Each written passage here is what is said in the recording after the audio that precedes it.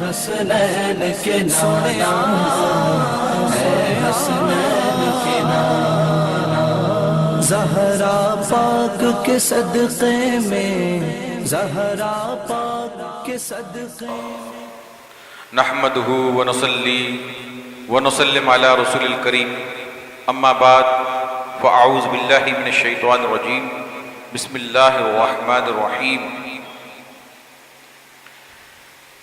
ان اللہ وملائکتہ یصلون علی النبی یا ایھا الذین آمنوا صلوا علیہ وسلموا تسلیما۔ اللہم صل علی سیدنا وحبیبنا وشفینا ومولانا محمد وآلہ وعطرتہ بعدد کل معلوم لک، صلاۃ وسلام علیک یا سیدی یا رسول اللہ۔ میرے پیارے چاہنے والوں، آج کا ہمارا درس و بیان امام غزالی رحمۃ اللہ تعالی علیہ کی مشہور کتاب مقاشف قلوب کا باب نمبر 15 ہے، جو امر بالمعروف و نہی عن المنکر، یعنی نیکی کی دعوت دینا اور برائی سے روکنے پر ہے۔ اور آج ایک عجیب اتفاق کی بات ہے کہ بارش ہے، اور جب میں ابھی مجھے نہیں پتا باہر اس وقت کیا پوزیشن ہے، لیکن مغرب میں جب میں گھر سے نکلا تھا تو بارش تھی، اور میں گاڑی کے اندر یہاں تک پہنچا ہوں بارش کے دوران ہی، لیکن ایسی طوفانی بارش نہیں تھی، لوگ اسکوٹر بھی چلا رہے، سب چل رہا تھا، لوگ بلکہ انجوائمنٹ کر رہے تھے، لیکن ہمارے مریدوں کو طاقت ہے بہانا تھوڑا چاہیے کہ بارش ہو، ایسا بارش ہوگی تھی اس لیے نہیں آیا، ایسا بہت طوفانی بارش ہوگی جیسے جب طوفان آ گیا، تو ان کو بہانا نہ آنے والوں کے لیے بہانا چاہیے، بس چلو بہانا ان کو مل گیا۔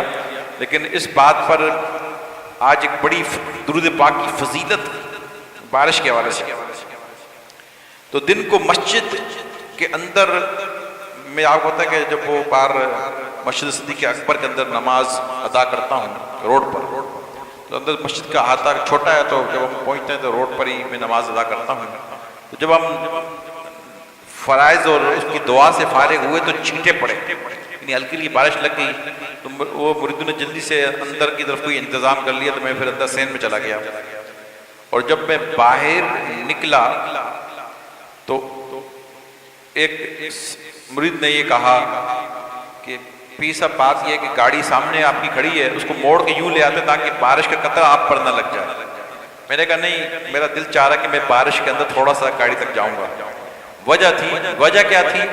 وجہ یہ تھی کہ میں نے سوچا کہ یہ بارش کا قطرہ جب مجھ پر لگے گا تو میں ساتھ میں یہ پڑھوں گا، اللہم صلی علی سیدنا و حبیبنا و شفینا و مولانا محمد و آلہ و عطرتہ بعدد قطرات الامطار۔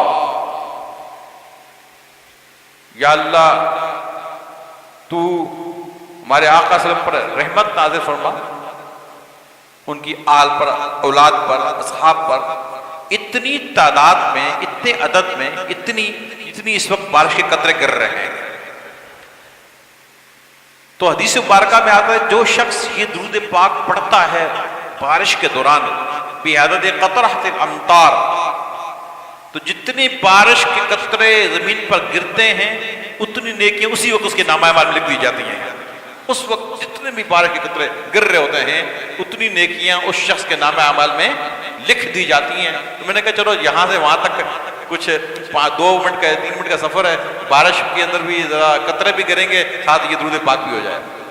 اچھا، آج جو میں نے باب آپ کے لیے کھولا امر بالمعروف و نہی عن المنکر کا، عجیب اتفاق کی بات ہے، امام غزالی رحمۃ اللہ نے اس متعلق کی بڑی خوبصورت بات درود پاک کے متعلق کی، بڑی خوبصورت بات، وہ قابل توجہ بات ہے، اور حدیث نقل کرتے ہیں۔ اور یقیناً امام غزالی جیسے امام جن کو دنیا مانتی ہے، کوئی اگر زمانے کا زبردست عالم ہو اس کو لقب یہ دیے ہیں غزالی زماں، غزالی زماں۔ تو جیسے ملتان والے قاضمی رحمۃ اللہ علیہ، احمد سعید قادمی رحمۃ اللہ علیہ کو کہتے تھے غزالی زماں، بڑے مشہور بزرگ گزرے ہیں، اللہ تعالیٰ ان پر اور رحمت و رضوان کی بارش فرمائے۔ ان کے درجات کی بلندی فرمائے. تو امام غزالی بڑے پائق اور زبردست بزرگ گزرے ہیں، تو یقیناً انہوں نے کسی کتب حدیث سے اس حدیث کو نقل کیا ہوگا، اپنے ذہن سے نہیں. ایسا تو ہو نہیں سکتا، ورنہ ایسے لوگوں کو کون غزالی یا امام غزالی بولے گا. اب وہ حدیث سنیں. انس بن مالک رضی اللہ تعالیٰ سے روایت ہے کہ رسول اللہ صلی اللہ علیہ وسلم نے ارشاد فرمایا، وقال رسول اللہ صلی اللہ علیہ وسلم، فرمایا جو مجھ پر ایک مرتبہ درود بھیجتا ہے اللہ تعالیٰ اس کے سانس سے ایک سفید ابر پیدا کرتا ہے. جب درود بھیجتا ہے مجھ پر، اس سے جو پڑھتے وقت سانس نکلتا ہے اس سے اللہ ایک بادل پیدا کرتا ہے. کیا کرتا ہے؟ بادل پیدا کرتا ہے، اور اس کو حکم دیتا ہے کہ اس کو برسائے. جب وہ بادل بن جاتا ہے پھر اللہ کہتا ہے کہ اب تو برس. جب وہ برساتا ہے تو ہر وہ قطرہ جو زمین پر گرے اس سے سونا پیدا کرتا ہے. اب زمین کے اندر سونا بتاؤ کہاں سے نکلتا ہے؟ وہ زور سے بولو نا. پہاڑوں کے اندر سے، زمین کے اندر سے، انڈر، یہ جو زمین ہے لینڈ، اس کے اندر پہاڑوں کے تہوں میں، تو اس کو اللہ نے پیدا کیا ہے. لیکن دیکھو پیدا کرنے کی وجہ کہ جو درود پاک پڑھا گیا اس سے جو بادل منہ سے سانس نکلے اس سے اللہ نے بادل بنایا. اب ایک آدمی جو درود پڑھتا نہیں ہے دنیا میں، کروڑوں پڑھ رہے ہیں، وہ سارے بادل بن رہے ہیں، برس رہے ہیں.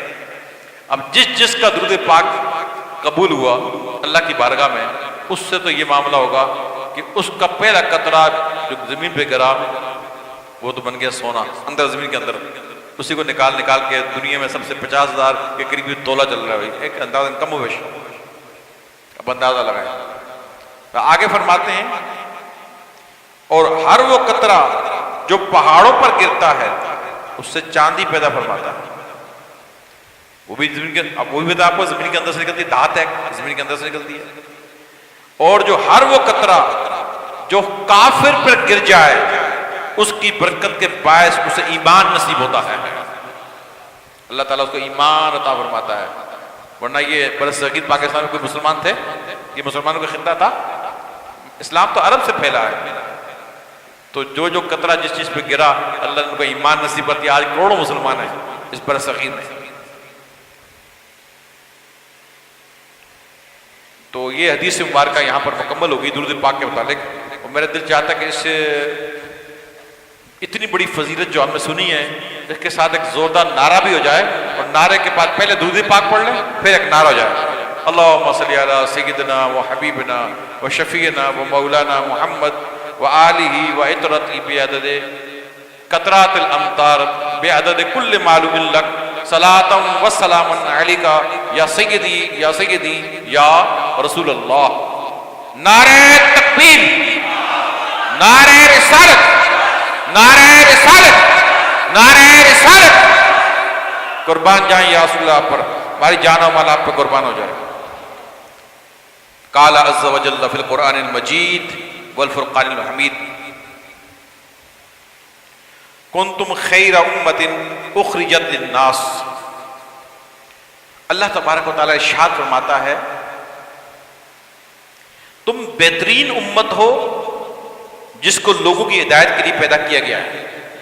آج کا ہمارا موضوع امر بالمعروف، اس کی پہلی قرآن شریف کی آیت ہے. اللہ قیامت تک جتنے بھی لوگ آئیں گے نبی پاک صلی اللہ علیہ وسلم کے ظہور اور نبوت کا اعلان کرنے کے بعد جب سے لے کر تا قیامت غلام جو ہیں وہ امت ہیں. فرمایا تم بہترین ہو. کیا فرمایا؟ بہترین ہو تم. اب یہاں کتنے شراب پی رہے ہیں، کتنے زنا کر رہے ہیں، پتہ نہیں. آپ دیکھ رہے ہیں کہ وہ غلام ہیں، نام غلامی کے اور کام کوئی دوسرے ہی ہو رہے ہیں. تو بہترین ہونے کے ساتھ ساتھ آگے ریزن بھی پیش کیا گیا ہے. ٹھیک ہے تم بہترین ہو، ختم، ہم چوڑے ہو کے بڑھ جائیں بس بھائی ہمیں تو بہترین کہہ دیا، ختم، ہمارا بیڑا پار ہو گیا. نہیں، بہترین کے ساتھ آگے ایک ریزن پیش کیا گیا ہے. کیا؟ کہ تم لوگوں کو بھلائی کا، ہدایت کا حکم دیتے ہو. تو معلوم چلا یہ ان لوگوں کے لیے بات کہی گئی ہے جو دنیا میں جیتے ہیں اس دین کو پھیلانے کے لیے.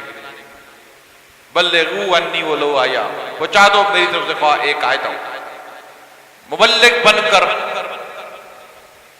زبان سے لوگوں کو دین سکھاتے ہیں اور نگاہوں سے پلاتے ہیں، تاکہ ان کو قال بھی آ جائے اور ان کا حال بھی بدل جائے، ظاہر بھی بدل جائے اور باطن بھی بدل جائے۔ ایسے لوگوں کے لیے کہا کہ تم بہترین ہو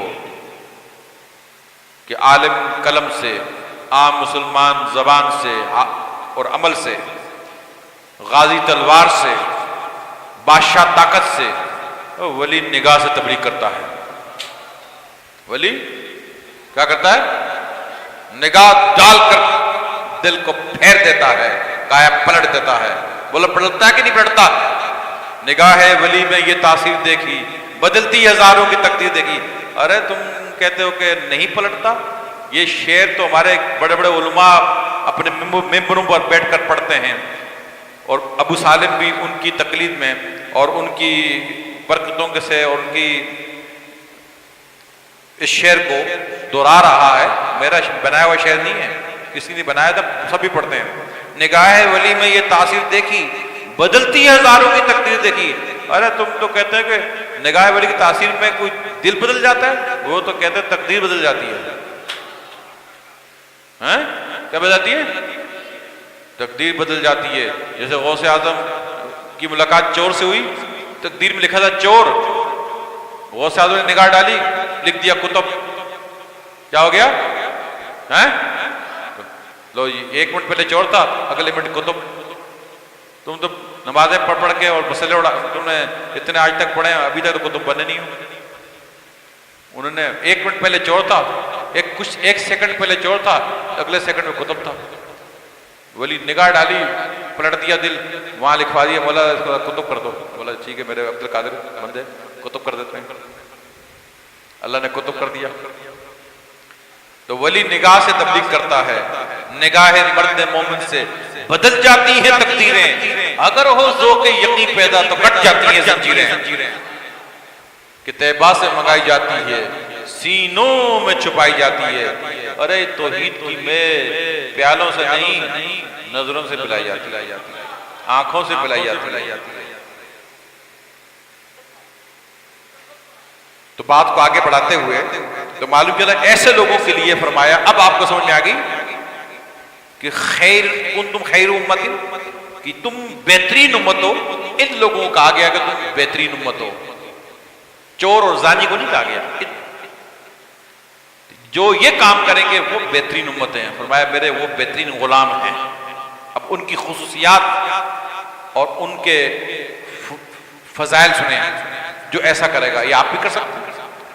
یعنی آپ بتانے کا اور بیان کرنے کا مقصد یہ ہے کہ اگر آج تک نہیں کیا تو کوئی بات نہیں، اس کو سٹارٹ کرتے ہیں، شروع کرتے ہیں، آپ بھی شروع کرتے ہیں، آپ بھی ایسا ہو سکتے ہیں، کوئی بھی ایسا ہوتا ہے۔ جو بھی غلام سچا ہے، سچی توبہ کر لے، اس کام کو شروع کر دے، وہ اس کے یہ فضیلت اس کو بھی حاصل ہو جائے گی۔ فرماتے ہیں حضرت کلبی رحمت اللہ علیہ فرمایا ہے کہ اس آیہ کریمہ میں اس امت کی فضیلت کو بھی دیگر امتوں کے مقابلے میں ذکر کیا گیا ہے، اور وضاحت کر دی گئی ہے کہ تمام دیگر امتوں سے یہ امت بہتر ہے، اور امت کا پہلا حصہ اور آخری حصہ بھی اس بہتری فضیلت رکھتے ہیں، جس طرح صحابہ کرام رضی اللہ تعالیٰ عنہ کو بعد والوں پر فضیلت ہے۔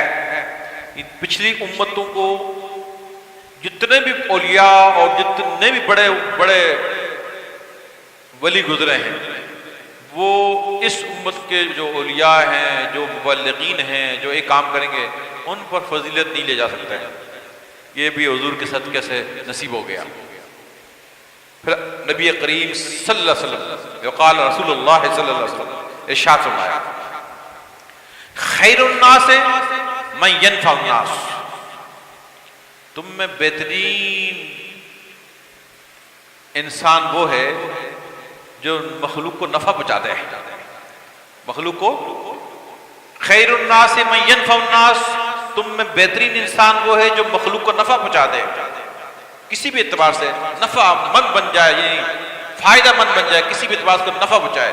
جاری بات، جب کسی انسان کو ہم نے روپیہ پیسہ دیا، کوئی صدقہ خیرات دیا، یا اس کی مدد کی یا اس کو گھر بنا دیا، کسی بھی اعتبار سے کسی بھوکے کو کھانا کھلا دیا، یہ سب خیر کے کام ہیں، یہ فائدہ پہنچا۔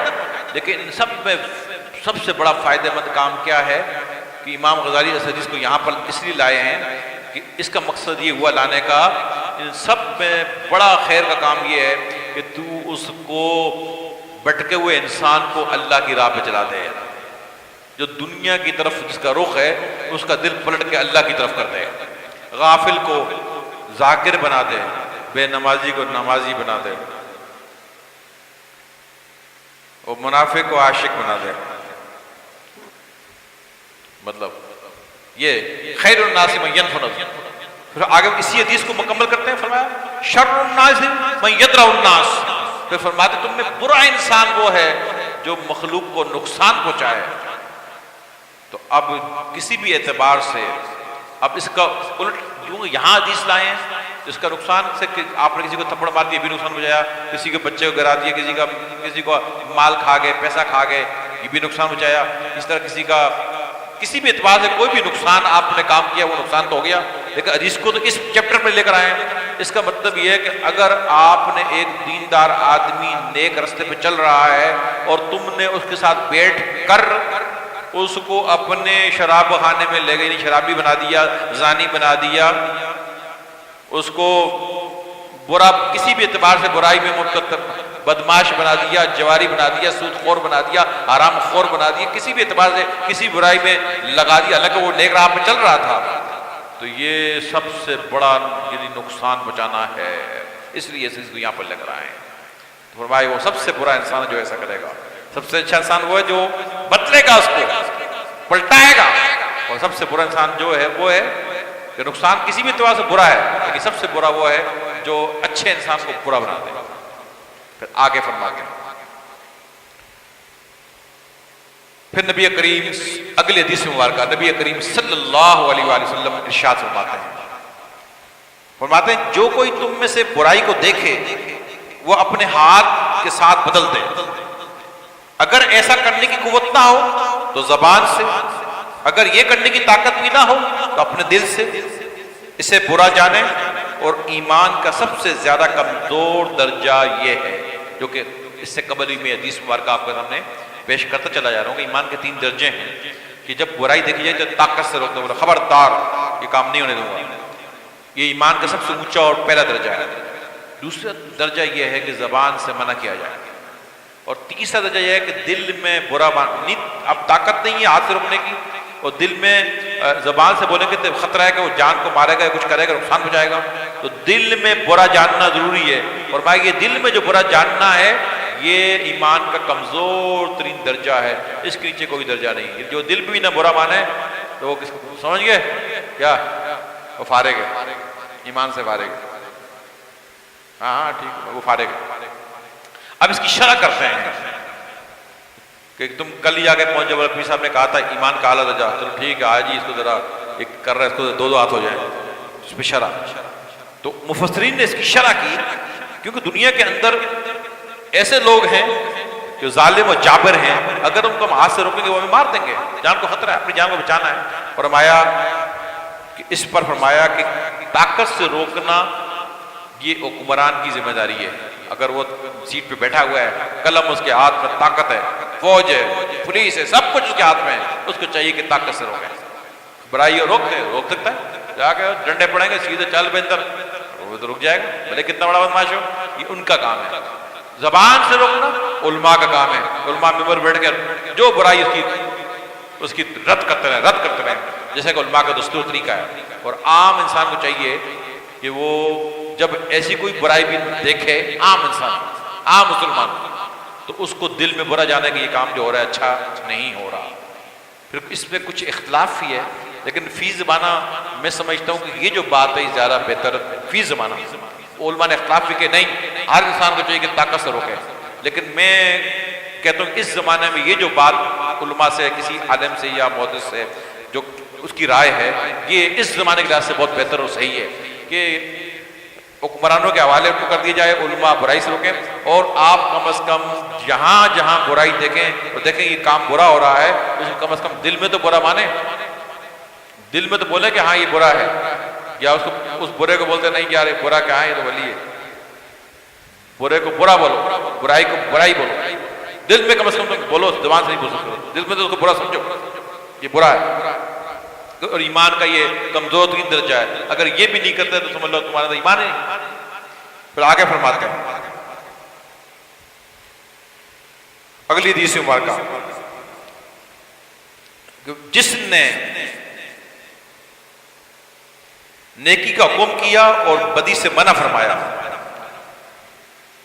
جس نے نیکی کا حکم دیا، کسی کو نیک طرف لے آیا، جو میں کہ آپ کو کہتے رہتا ہوں کہ کر لو کچھ تنکا توڑ کے تم بھی دو کر لو. محاورہ تو کہہ رہا ہوں، تنکا بن کے تو بھی دو کر دینا بادشاہ، تنکا بن کے دو. یہ مثال دے رہے ہیں کہ ایک آ رہا ہے 10 سال سے تو بھی کوئی دو ہی کر دے، تو 4 تو بھی لیا، بدل دے ان کو. جو ایسا کرے گا، جس نے نیکی کا حکم دیا اور برائی سے منع فرمایا، زمین پر اللہ تعالیٰ کا خلیفہ ہے، اس کی کتاب کا بھی خلیفہ ہے، اور اس کے رسول صلی اللہ علیہ وسلم کا خلیفہ ہے. اور حضرت حذیفہ رضی اللہ عنہ سے روایت ہے کہ لوگوں وہ زمانہ بھی آئے گا کہ نیکی کا حکم کرنے والے پر اور برائی سے ممانعت کرنے والے شخص سے بڑھ کر گدھے کا مردار نہیں محبوب تر ہوگا. یعنی اتنا مشکل زمانہ آئے گا کہ وہ حدیث مبارکہ جب وہ اس کو اتنا برا سمجھیں گے، گدھے کا مردار تو محبوب ہوگا، لیکن وہ آدمی کو کہیں گے بھائی کون ہے یار، اس کے پیچھے لوگ پڑے رہیں گے، اس کو اتنا پریشان کریں گے. اور اس کے متعلق ایک اور حدیث مبارکہ جو جہانی جو میرے ذہن میں ہے، فرمایا آگ کے انگارے کو ہاتھ میں لینا اور دین پہ چلنا برابر ہو جائے گا. انگارے کو کون لے سکتا ہے؟ فرمایا اتنا دین پہ چلنا مشکل ہوگا جیسے آگ کے انگارے کو ہاتھ میں لینا مشکل ہے. اتنا مشکل ہو جائے گا، اتنی برائی اور اتنی خرابی پیدا ہو جائے گی کہ دین پہ چلنا اتنا مشکل ہو جائے گا جیسے انگارے کو ہاتھ میں لینا مشکل ہے. اتنا مشکل ہو جائے گا. اور دیکھ لو یہ زمانہ ہے، اتنا مشکل ہے، مشکلات ہیں. اور جو شخص یہ کام کر رہا ہے، دنیا اس کے پیچھے پڑی ہوئی ہے. آپ دیکھو اپنے محلے کوچے میں آپ کے آگے پیچھے لوگ شراب پی رہے ہیں، زنا کر رہے ہیں، ڈیٹیں مار رہے ہیں، دنیا بھر کی برائیاں، حرام سود خور، بڑے پینٹ شرٹ پہن کے بڑی گاڑی بولتے ہیں کیا ٹور ہے یار صاحب، اسٹریٹ صاحب کی سر سر سر، اس کو آگے آگے سرورے پڑی، پیچھے گارڈ بیٹھے ہوئے ہیں، یہ ٹوریں جی حرام خوروں کی. تو ان کا یہ اکرام اور یہ معاملہ ہو جائے گا. اور جو لوگ اللہ کی راہ پہ چلیں گے اور اللہ کی راہ پہ لوگوں کو چلائیں گے، لوگ گدھے مرے ہوئے مردار گدھے کو تو محبوب رکھیں گے، اس کو اس سے بھی پرلے درجے رکھیں گے. یہ والا حساب ہو جائے گا. اگلی حدیث مبارکہ، موسیٰ علیہ السلام نے اللہ تعالیٰ کی بڑی قابل توجہ بات ہے، یعنی آج کے بیان کی یہ بڑی قابل توجہ ہے جسے سننا توجہ کے ساتھ سنیں. سیدنا کلیم اللہ موسیٰ علیہ نبینا علیہ السلام نے اللہ تعالیٰ سے عرض کیا، یا الہی، یا مولا، یا میرے پروردگار، یا الہی، اپنے بھائی کو دعوت دینے والا، اس کو نیکی کی ترغیب دینے والا اور برائی سے منع کرنے والا شخص جو ہو، اس کے لیے کیا جزا ہے؟ یعنی عرض گزار یہ ہوتے ہیں میرے مولا کہ کوئی شخص اگر کسی کو نیکی کی دعوت دے اور برائی سے روکے، اس کو اچھی راہ پہ چلا دے، تو اس کو تو کیا جزا دے گا، اس کے صلے میں کیا دے گا؟ اب اللہ تبارک و تعالیٰ اس کا جواب ارشاد فرما رہا ہے. اللہ تعالیٰ نے فرمایا، وقال عز وجل، اس کے ہر ایسے عمل پر میں اس کے حق میں 1 برس کی عبادت لکھ دیتا ہوں. ہر ایسے عمل پر جب بھی وہ کرے گا، یہ کام کرے گا، 1 سال کی عبادت میں لکھ دیتا ہوں. اور مجھے شرم آتی ہے کہ اس کو دوزخ کی آگ سے سزا دوں. اور حدیث قدسی میں آیا ہے کہ اللہ تعالیٰ نے فرمایا، اے ابن آدم، یعنی فرمایا کہ اس کے ہر جملے کے بدلے، ہر کام کے بدلے میں اس کو 1 سال کی عبادت اس کے نامہ اعمال میں لکھوں گا.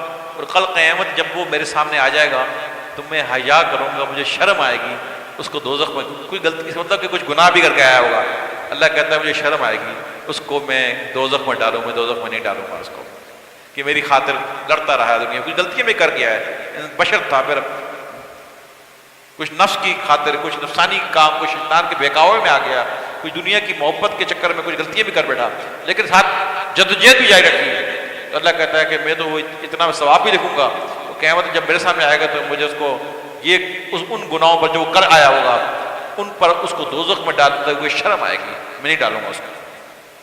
پھر حدیث قدسی یعنی اللہ تعالیٰ خود ارشاد فرما رہا ہے، حدیث قدسی اللہ خود ارشاد فرما رہا ہے کہ اے ابن آدم تو مت ہو اس سے جو توبہ کرنے پر دیر کرنے والے ہیں۔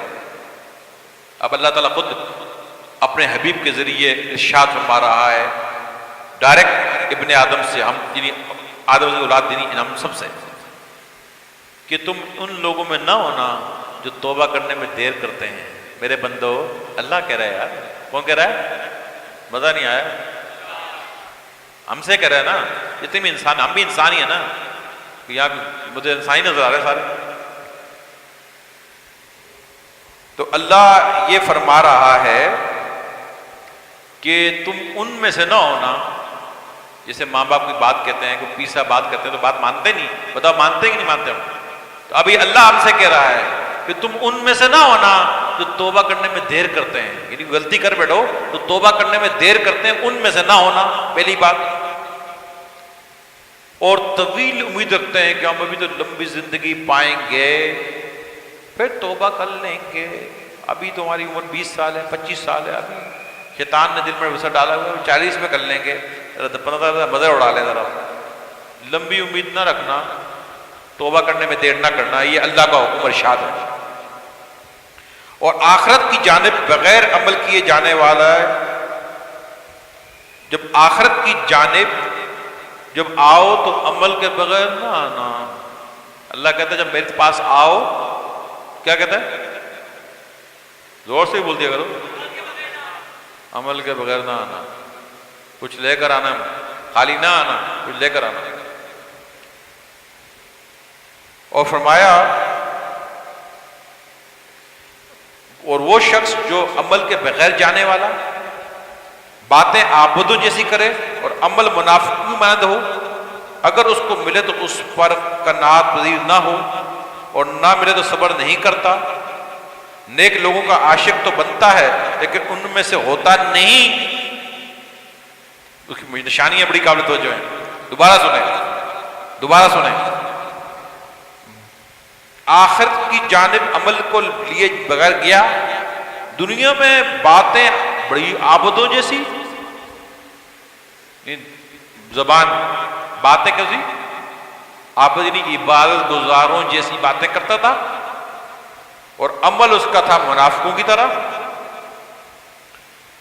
اور جو کچھ اس کو ملتا اس پہ قناعت نہیں کرتا، یعنی یا اللہ تیرا شکر ہے تو اتنا تو کچھ تو مجھے عطا کر دیا، روحانی لحاظ سے، دنیاوی لحاظ سے، جسمانی لحاظ سے، کسی بھی لحاظ سے، بولا کچھ تو یہ عطا کیا، تیرا شکر ہے، قناعت نہیں کرتا، بولا یار یہ کیا ہے، تھوڑا ہے، بس تھوڑا ہی سمجھتا اس کو، اور نہ ملے تو صبر نہیں کرتا، کہ نہیں دیا تو صبر، اللہ نے کہا صبر کر، صبر نہیں کرتا بے صبر ہے۔ اور نیک لوگوں کا عاشق تو بنتا ہے، دیکھو ہم تو پڑھے ان کے عاشق ہیں، بڑی گپی، بڑی زبان سے باتیں، لیکن ان میں سے ہوتا نہیں، منافقوں سے متنفر تو ہوتا ہے، لیکن ان عاشقوں میں سے ہوتا حقیقت میں نہیں۔ منافقوں سے متنفر تو ہوتا ہے لیکن خود بھی انہی میں سے ہوتا ہے۔ اللہ کے خود منافقوں کو متنفر ہوتا ہے، منافق ہیں، اللہ کا ہوتا ہے وہ خود بھی انہی سے ہے۔ یہ ان وجوہات کی بنا پر وہ منافقینی میں سے ہوتا ہے۔ اللہ خود منافقوں کو برا سمجھ رہا ہوتا ہے، بولتا ہے ہم تو عاشقوں کے بڑے چاہنے والے ہیں، اس اعمال کی بنا پر وہ بھی منافقوں میں سے ہی ہوتا ہے۔ مقصد کہ زبان سے کچھ، اندر سے کچھ، زبان سے تو عابد ہے اور اندر سے منافق ہے، عمل نہیں ہے۔ پھر آگے فرماتے ہیں نیکی کا حکم نہیں کرتا، نہ ہی برائی سے روکتا ہے۔ اس کی ایک یہ بات بھی ہے کہ نہ کسی کو نیکی حکم کرے گا، نہ برائی سے روکے گا۔ برائی سے روکتا تو ہو مگر خود نہ روکتا ہو۔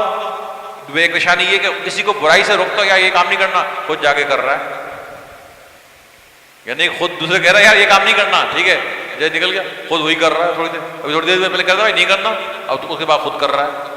واہ بھائی، بولے یہ بھی اس کی نشانی ہے.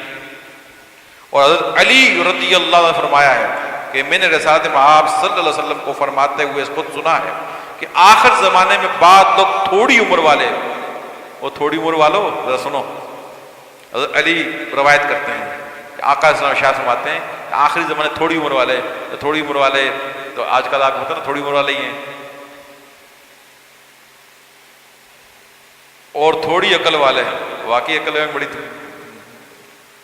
حیدرآباد میں پاک ہوتا ہے. میرے مسکراہٹ سے آپ سمجھ گئے ہوں گے، میرے دماغ جو آدھا ہو گیا ہے اس کو سمجھ گئے ہوں گے. تھوڑی عقل والے ہوں گے، عمریں بھی تھوڑی ہوگی، عقل بھی تھوڑی ہوگی. اس لیے کہ عقل صحیح ہوتی تو اتنی مغز ماج مجھے نہ کرنی پڑتی.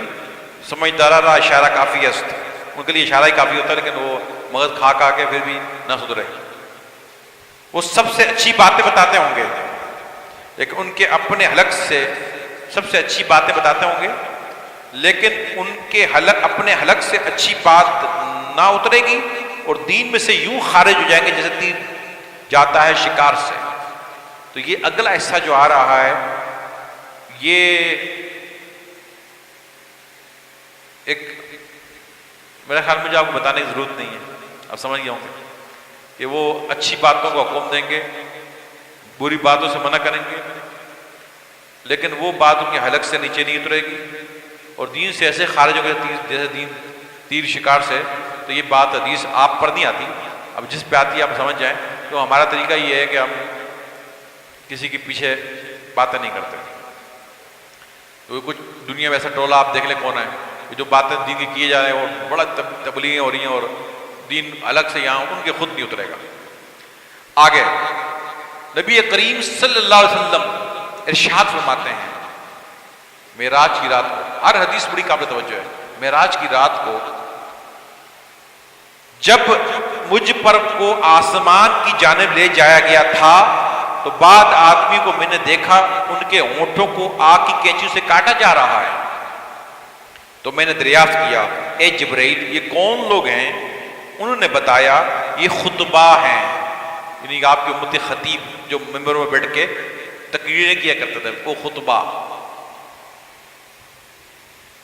یہ خطبہ ہیں آپ کی امت میں، یہ نیکی کا حکم کرتے تھے مگر خود کو بھول جاتے تھے، جیسے ان کے بارے میں ارشاد الہی ہے. یہ نیکی کا حکم کرتے تھے، ان کے ہونٹوں کو آگ کی کینچی سے کاٹا جائے گا. کی وجہ کیا تھی؟ خود لوگوں کو خطبہ تھے. آپ حضور فرمایا یا رسول اللہ آپ کی عمر کے خطبہ ہیں، وہ جو منبروں میں بیٹھ کر خطبے دیا کرتے تھے، بیان کیا کرتے تھے، لوگوں کو نیکی کا حکم دیا کرتے تھے اور خود اس پر کوئی عمل نہیں کرتے تھے. ان کے ہونٹوں کو کاٹا جائے گا آگ کی کینچی سے. پھر آگے حدیث مبارکہ ابو درداء رضی اللہ عنہ سے مروی ہے کہ فرمایا تم نیک عمل کرنے کا حکم کیا کرو ورنہ تمہارے اوپر کسی ظالم بادشاہ کو مسلط کر دیا جائے گا. وہ تمہارے چھوٹوں پر رحم نہیں کرے گا، اور تم میں سے نیک لوگ دعا مانگیں گے لیکن وہ قبول نہ ہوگی. وہ مدد طلب کریں گے مگر مدد نہ کی جائے گی، اور معافی کی درخواست کریں گے مگر معافی نہ دی جائے گی. حدیث دوبارہ سنا دوں تاکہ تم لوگ سوچو کہ اتنے اولیاء ہیں تو پھر حکمران ظالم کیوں ہیں. تو وہ حدیث سننا کہ ایک کے فرمایا ابو درداء کی روایت ہے تم نیک عمل کرنے کا حکم کیا کرو، یعنی یہ جو کام نیکی کو پھیلانے کا یہ کیا کرو. اگر تم نے ایسا نہ کیا اللہ تعالیٰ ظالم بادشاہ تم پہ مسلط کر دے گا، وہ تمہارے چھوٹوں پر بھی رحم نہیں کرے گا، اور تمہارے جو اولیاء نیک ہوں گے وہ دعا مانگیں گے نہیں قبول ہوگی، اور مدد طلب کریں گے مدد نہیں کی جائے گی، معافی کی درخواست کریں گے معاف نہیں کیا جائے گا. اللہ کہتا نہیں کیا جائے گا اس لیے کہ تم نے یہ کام چھوڑ دیا.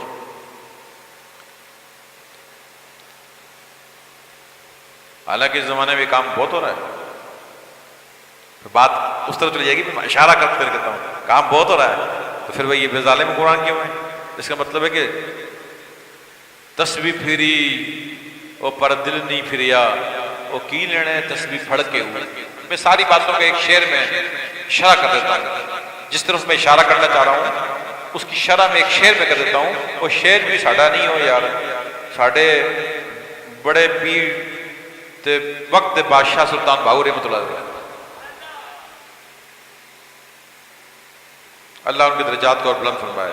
وہ تسبیح پھری پر دل نہیں پھریا, وہ کی لینے تسبیح نو پھڑ کے ہو, علم پڑھیا پر ادب نہ سکھیا, وہ کی لینے علماں پڑھ کے ہو, وہ چلے کٹے پر کچھ نہ کھٹیا, کی لینا چلیاں وچ بڑھ کے ہو, وہ جاگ بنا دل جمدے نہیں باہو, پاویں لال ہوئے گڑگڑ کے ہو.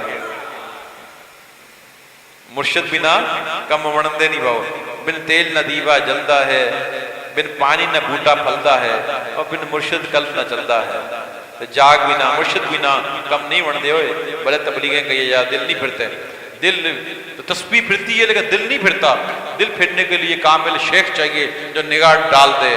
اس لیے بغیر نگاہ مرشد کے جو جتنی تبلیغیں کر لے اس کا رزلٹ نہیں آئے گا. تو تبلیغ کی اس کی ضرورت ہے جس پہ اندر ولی کی نگاہ بھی شامل ہو, جس کے علم میں ولی کی نگاہ بھی شامل ہو. تو اب میں اس ضمن میں آپ کو کہہ دوں, بتا دوں, وہ اگر تو ولی بننا چاہتا ہے تو 1000 سال کے مجدد امام ربانی فرماتے ہیں کہ 4 چیزیں تو اپنے اندر پیدا کر لے, تو وقت کا ولی بن جائے گا, مبلغ بن جائے گا اور ناصح بن جائے گا. پھر تیری تبلیغ, تیری نگاہ, تیری بات دوسروں پر اثر کرے گی, اللہ کے یہاں قبولیت ہوگی, دعا قبول ہوگی, سب کچھ ہوگا. وہ کیا ہے؟ تیرا عقیدہ پہلے اچھا ہو, نمبر 2 تیرے پاس علم ہو, نمبر 3 تیرے پاس عمل ہو, نمبر 4 کسی ولی کی نگاہ ہو, اس کی صحبت ہو, اس کی, کیونکہ عقیدہ تو بنیاد ہے.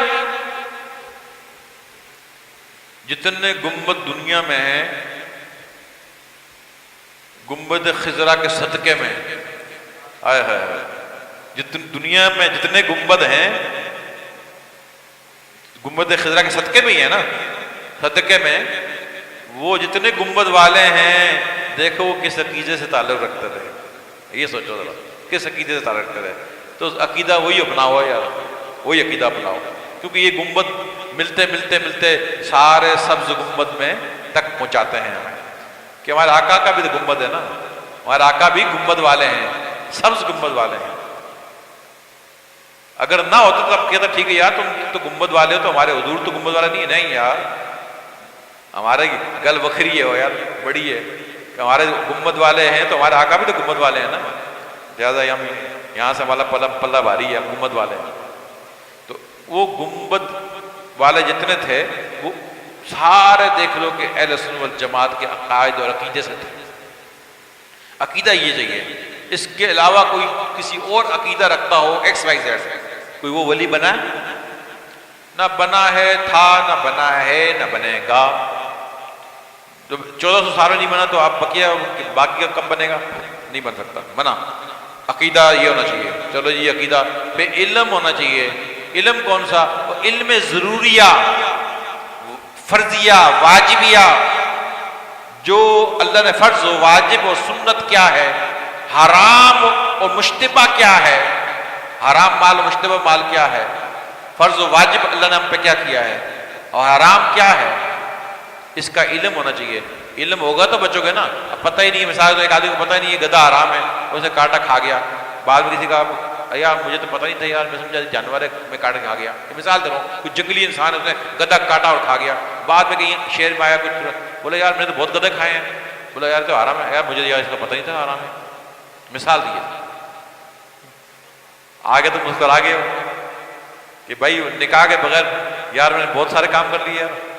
اب تو پتہ, اچھا جی گدھے کا تو اس کو نہیں پتا, اس کا تو پتہ تھا حرام ہے, اور پتہ ہی نہیں پتا, زور سے بولو ہیں, پھر یہ کام ہو کیوں رہے ہیں؟ یہ علم ہے لیکن اب عمل نہیں ہے. علم کیا ہے؟ ایک تو علم نہ تھا, وہ مثال دی میں نے آپ کو کہ مرغی کو سر پر ڈنڈا مار کے مار دیا, کھا لیا. بعد میں کسی وہ بسم اللہ اللہ اکبر کی بغیر تو حلال نہیں ہوتی. ارے یار مجھے تو یہ نہیں پتا, مجھے ایسے ہی وہ کھا لیتے ہیں. یہ تو علم نہ ہونے کی وجہ سے حرام ہو گیا. اب علم ہے کہ مرغی کو بسم اللہ اللہ اکبر کھانا ہے, اور اس سے نکاح پڑھنا ہے, اس کو یوز کرنا ہے. اب بغیر نکاح کے آپ نے ہاتھ لگا دیا, تو یہ علم تھا اور عمل نہ تھا، ولی نہیں بن سکتا. نو. تو لہذا عقیدہ اللہ نے فرض کیا ہے، واجب کیا ہے، حرام کیا ہے، حلال کیا ہے، مشتبہ مال کیا ہے، اس کا علم حاصل کرنا. پھر جو علم حاصل کیا ہے اس پر عمل کرنا. اللہ کے بات مکمل ہو جائے. فرمایا نہ ہو یار، بات مکمل نہیں ہوئی، اس میں جاگ لگانا پھر ولی کی. یہ تو دودھ بن گیا نا، وہ گرم ہو کے کڑ گیا اور گرم بھی ہو گیا، تو جاگ کے بغیر دہی کہاں بنے گا، اور دہی نہیں بنے گا تو گھی کہاں سے بنے گا. تو لہٰذا جاگ کی ضرورت ہے، کیونکہ اس میں تو ہو سکتا تو یہ کر کے کرے او ہو. اور جیسا کہ آپ دیکھتے ہو آج، ارے ہم سے بڑا کوئی مولوی اس دنیا میں نہیں ہے اس وقت. غزالی زماں کیا، ہم سے بڑا کوئی غزالی زماں نہیں ہے. ہو سکتا ہے ریاکاری پیدا جائے، منافقت پیدا جائے، تکبر پیدا جائے. یہ تو تاریخ جن لوگوں میں پیدا ہوا ہے وہ سب مارے گئے. تو لہٰذا اب ضرورت یہ ہے، اور اس کی ضرورت بھی ہے، وہ ہے کسی ولی کے پاس بیٹھنا، اس کے دامن کو تھامنا اور اس کی نگاہ کے جام پینا. اس لیے کہ علم دو طرح کے ہیں. پہلا علم تو شریعت کا ہے، حلال و حرام کا ہے، حیض و نفاس کا ہے، شرعی مسائل کا ہے، فقہی مسائل کا ہے. فتویٰ رضویہ پڑھ لیں، بہار شریعت پڑھ لیں. اور عربی نہیں آتی، انگلش نہیں آتی، یا ایکس وائی زیڈ زبانہ نہیں آتی، بڑے مفتی نہیں ہو، اردو میں لکھی ہوئی کتابیں فتویٰ رضویہ کی 30 جلدیں پڑھ لیں. 12 شریعت 2 جلدیں وہ پڑھ لیا کریں، مسائل آپ کو خود ہی آ جائیں گے. ہو گئے. چاہے استاد سے پڑھ لیں، چاہے کتابیں یہ پڑھ لیں، مسئلے آپ کو آ جائیں گے. نماز سب مسئلے اس میں آ گیا.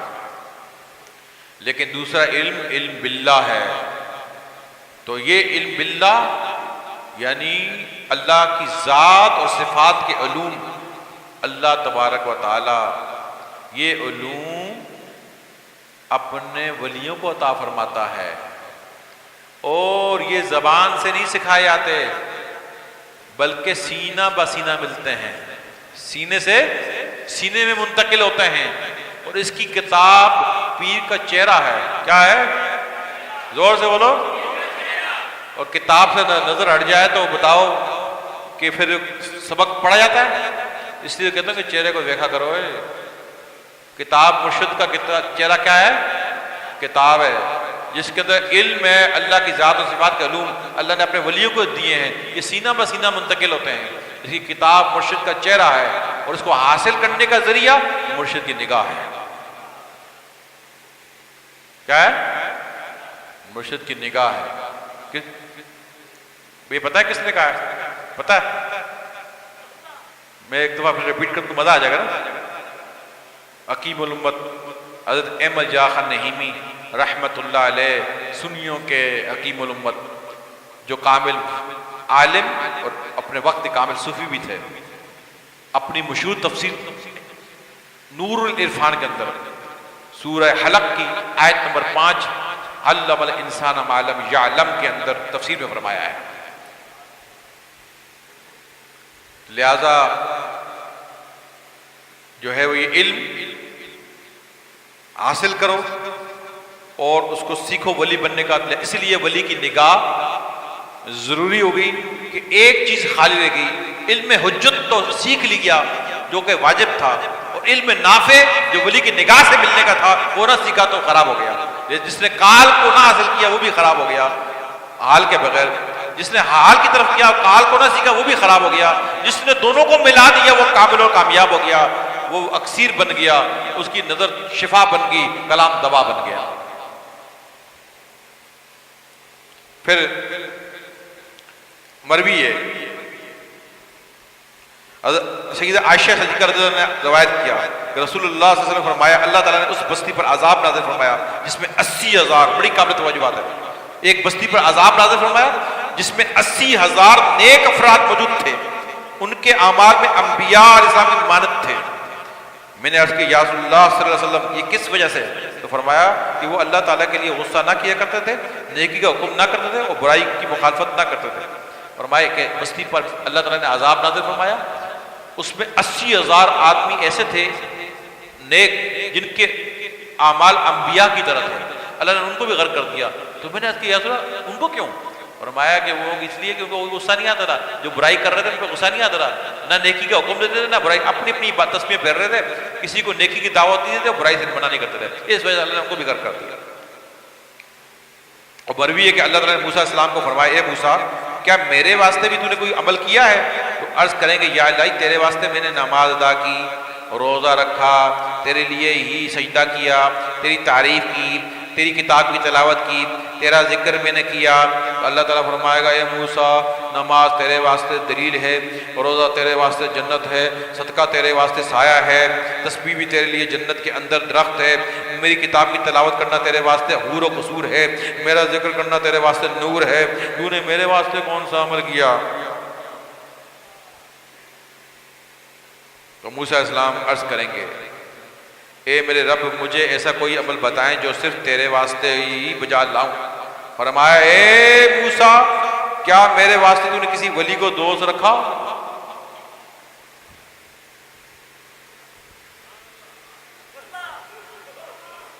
اور تو نے کیا میرے واسطے کسی ولی کو دوست رکھا؟ نماز وہ تو جو کچھ کیا تو نے اپنے لیے کیا، کہ میں کیا میرے واسطے کسی ولی کو دوست رکھا؟ کیا میرے ہی لیے کسی کے ساتھ تو نے دشمنی لگوا رکھی؟ او حضور کے بے ادب و گستاخوں سے دوستی کرنے والوں، قیامت میں دیکھنا پھر اللہ کہے کیا میرے واسطے کسی سے دشمنی رکھی؟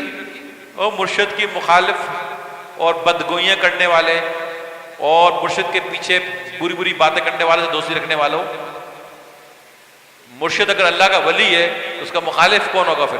وہ ولی یا تو ولی دونوں میں سے ایک ہو سکتا ہے۔ کیا کہتے ہو؟ میں علمی بات کرتا ہوں، جاہلانہ بات نہیں کرتا، اور سچی بات کرتا ہوں، کھری بات کرتا ہوں۔ جب دو ایسے آدمی مخالف ہوں میں سے ایک ہی ولی ہو سکتا ہے، دو نہیں ہو سکتے۔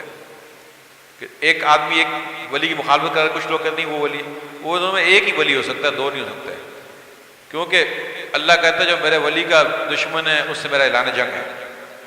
اگر وہ بھی ولی یہ بھی ولی ہے تو کیا اللہ دونوں سے اعلان جنگ کر رہا ہے؟ صاحب حدیث کس کہاں ہے؟ بخاری کی کہاں ہے؟ بخاری کا ایک جز بیان کر رہا ہوں، جس کا پوری مکمل حدیث نہیں بیان کر رہا، اس کا جز بیان کر رہا ہوں۔ اللہ کہتا ہے جس نے میرے ولی سے دشمنی رکھی اس سے میرا اعلان جنگ ہے۔ اب یہ بھی ولی ہے وہ بھی ولی ہے تو کیا دونوں سے اعلان جنگ ہے اللہ کا؟ ولی ایک ہی ہو سکتا ہے، ولی ایک ہی ہو سکتا ہے۔ اور تو دیکھ کے کون ہے، تو چوائس کر دیکھ کے کون ہے، تو پہچان کون ہے، اور پہچان لے تو پھر اس کے جو مخالف ہے اس سے اللہ کے لیے، اپنی ذات کے لیے نہیں، اللہ کے لیے جو مرشد کا مخالف ہے اس کو تو اپنا مخالف جان، اور جو مرشد سے محبت کرتا ہے اسے تو بھی محبت کر۔ یہی بات اللہ کے رسول کی تھی اور صحابہ کرام سے تھی۔ یہ میرے چاہنے والے صحابہ کرام یہی کرتے تھے، جو حضور سے محبت کرتا تھا اس کے لیے نرم دل تھے، جو حضور سے دشمنی اور مخالفت اور منافقت کرتا تھا ان کے دل چاہتے گدریں کاٹنے، اور ان پہ سخت تھے، ان کے ساتھ میل جول نہیں رکھتے تھے، ان سے محبت نہیں کرتے تھے۔ جو حضور کے لیے قربان تھے وہ ان پہ قربان تھے۔ یہ پیچھے چلا آ رہا ہے، طریقہ پیچھے چلا آ رہا ہے۔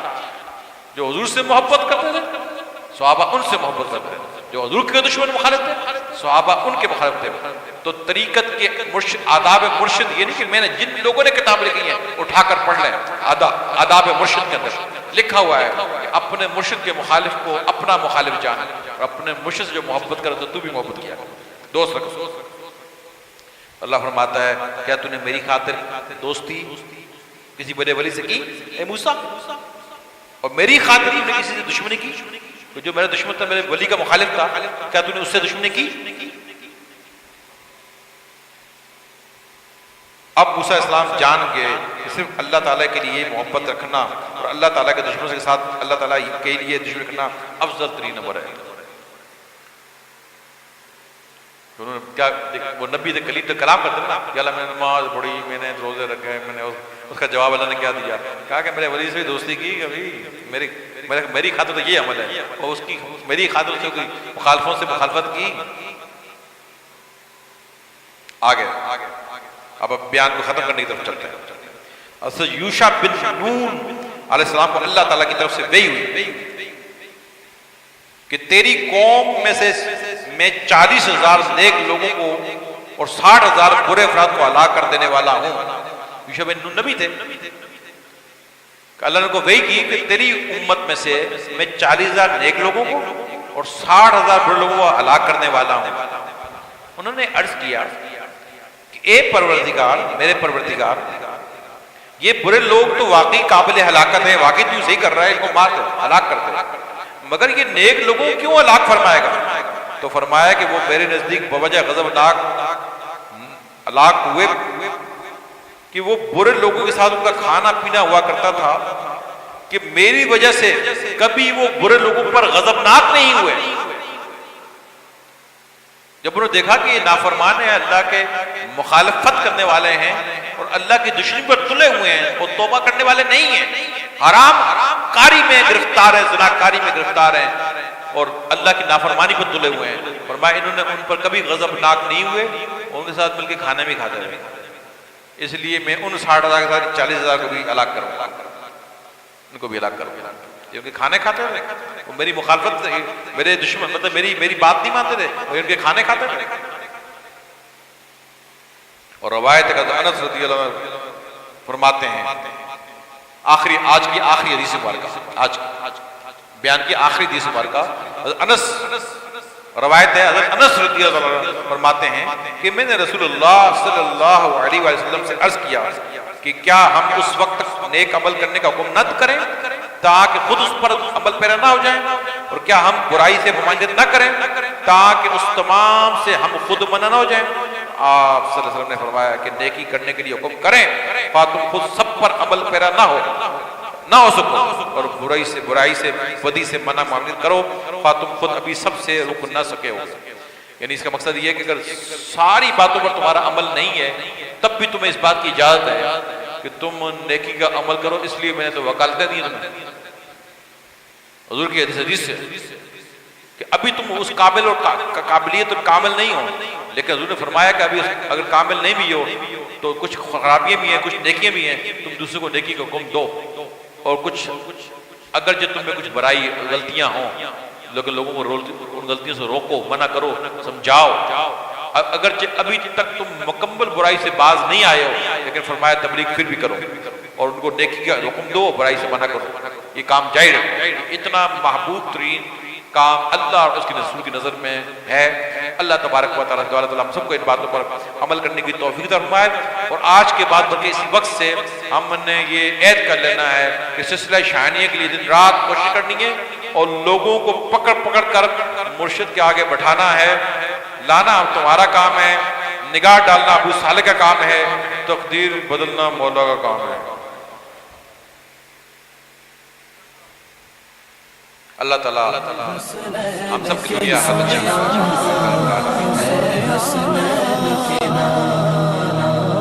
زہرا پاک کے صدقے میں، زہرا پاک کے صدقے میں ہم سب کو مدینے بلانا، اے حسنین کے نانا، اے حسنین کے نانا۔